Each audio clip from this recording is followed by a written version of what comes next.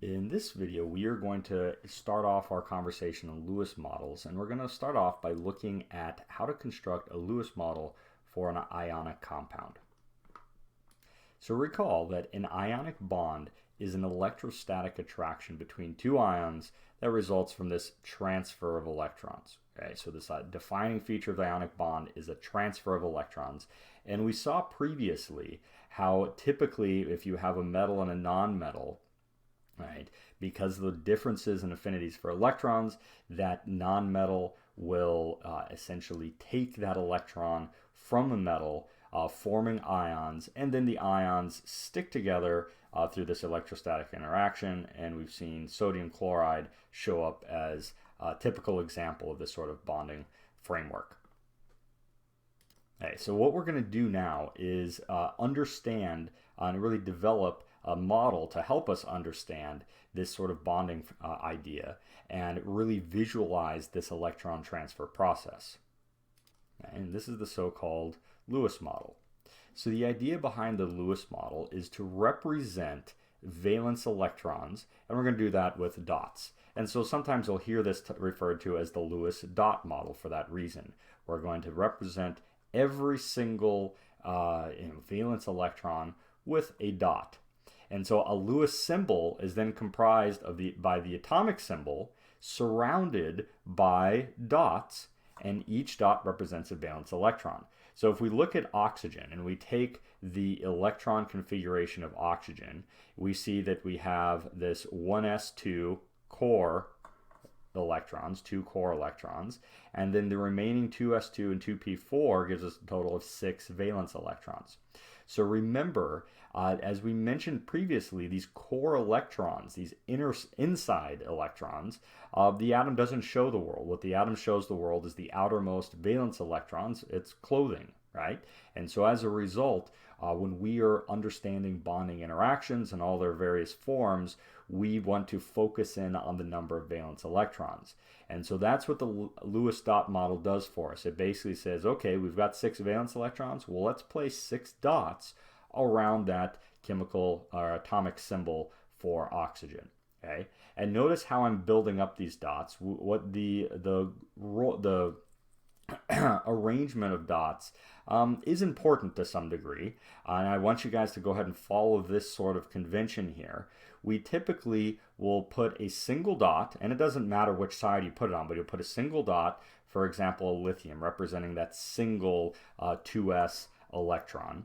And then when you add in another electron, we're typically going to put that electron on another side.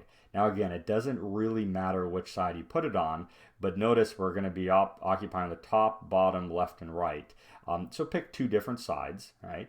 And then a third electron comes in. You're going to occupy a third side, a fourth side for carbon. And then once we have 5 valence electrons like we have for nitrogen, we're going to start pairing up electrons until we get all the way over to neon, who has a full outer shell, and then we are going to have 4 pairs of electrons, 1 pair on each side of that neon atom, right?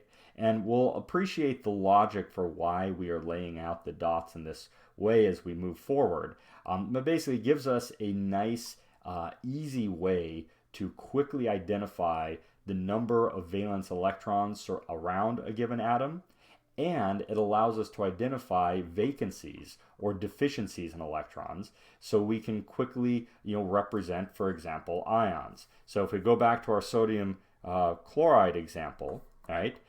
Remember, sodium has a single 3s1 electron, and so this sodium Lewis dot structure right here for neutral sodium, right, allows us to quickly see what would happen if we remove an electron. So if we take that Na, that neutral sodium, and remove an electron, we end up forming Na plus and a free electron here.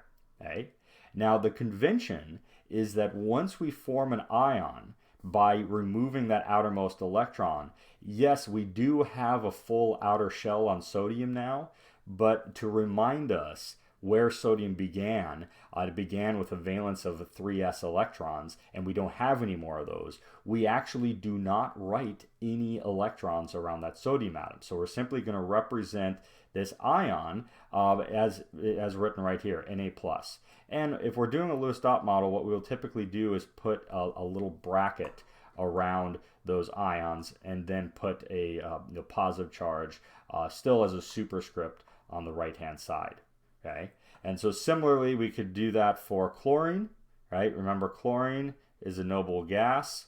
It's going to have 7 valence electrons, and if that chlorine grabs an additional electron, okay, draw it over here so we have a little bit more room, we're going to have chlorine will now have 8 valence electrons, okay, and it'll look something like this. So this allows us to then visualize what's happening. We've got a sodium, right, that's effectively transferring an electron to chlorine. Or to write it a little bit more cleanly here, we can see that this sodium is transferring that electron to chlorine, forming a negatively charged chlorine, where chlorine now has its full outer shell by having taken that single electron from sodium, and sodium has a full outer shell because it's basically revealed its formally inner shell of n equals 2 electrons. And this then forms the Lewis symbols for both sodium and chloride, and we can put them together to form our ionic compound, our good friend sodium chloride. So then the method for determining Lewis structure for ionic compounds essentially boils down to writing out the Lewis symbol for each atom, right? Writing out that symbol, chemical symbol surrounded by all of those valence electrons, then carrying out this electron transfer process from the metal to nonmetal, right? And then finally we will combine the correct ratio of metal and nonmetal atoms to ensure an overall neutral charge. So basically we are doing the same thing we did previously with ionic compounds, but now using the Lewis model to basically watch where those electrons are being transferred. And so of course this is precisely what we did for our sodium chloride example that we just looked at previously. Okay? We wrote out the Lewis symbol for the first step. We transferred that electron from the sodium to the chlorine, and then we combined in this 1-to-1 ratio. Okay? And remember, we can use that crisscross rule to determine that ratio, but now by counting these valence electrons, we can actually achieve the same goal. So to see that, let's go ahead and look at a little bit more complicated example that we saw previously, sodium sulfide. So in this case, if we write out the Lewis symbol for sodium and the Lewis symbol for sulfur, I just want to keep our colors here. So we're going to have a Lewis symbol for both of these guys. And if we start transferring electrons, you can see that, well, first, if I just transfer one electron from the sodium, then we will end up with a sulfur that now has, rather than 6 valence electrons, 7 valence electrons, right? And of course, sulfur wants 8. So in that way, we can see that we will, of course, need to add in an additional sodium ion, right? Transfer its electrons in order to form a complete octet, full outer shell with a pair of electrons on each one of the 4 sides of the sulfur atom, and then of course put the resulting charge in brackets to arrive at our Lewis structure for sodium sulfide. Okay? So once again, we're getting the same chemical formula we did previously, but now we're able, with the Lewis dot model, to really get an appreciation for where those electrons are moving around and what kind of ions are being formed. Now, of course, we can do this for arbitrarily complex ions. Writing out the structure just gets a little bit more complicated, but we'll follow in the same approach we have been for this aluminum oxide example. So we'll start off by drawing out each one each one of those different compounds, different ions rather, with their correct number of valence electrons. And what I'm going to do to illustrate this electron transfer process, I'm going to go ahead and make one of these aluminum atoms green. And so if we start transferring electrons, there's either one electron from the first aluminum will go here, the second electron can go right here to fill up the octet on that oxygen, then the third electron from that first aluminum can go right here. Okay? Now we now have an Al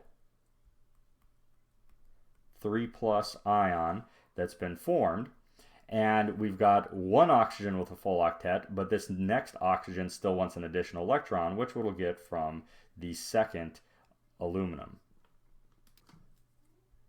Right, so draw it in right there.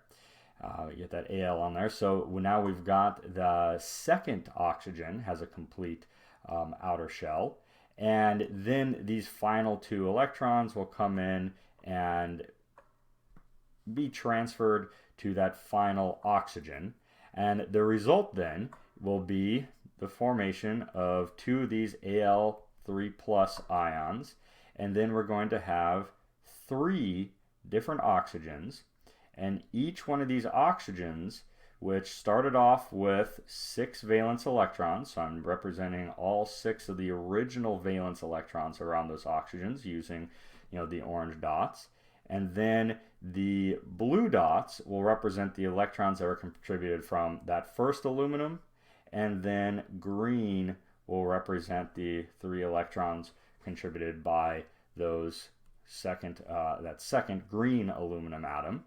And then, of course, we'd want to put our brackets around each one of those ions. Okay, and then keep in mind when you're looking at the actual structure of this ionic compound, these aluminum and oxygen ions would be arranged in a nice lattice structure, just like what we saw previously for sodium chloride. And there are a lot of different types of lattice structures, and again, we'll go into those details in a future class. So that sums up the basic approach for determining Lewis structures on ionic compounds. We're now ready to go on and look at the formation of of Lewis structures for nonmetals, covalently bound compounds.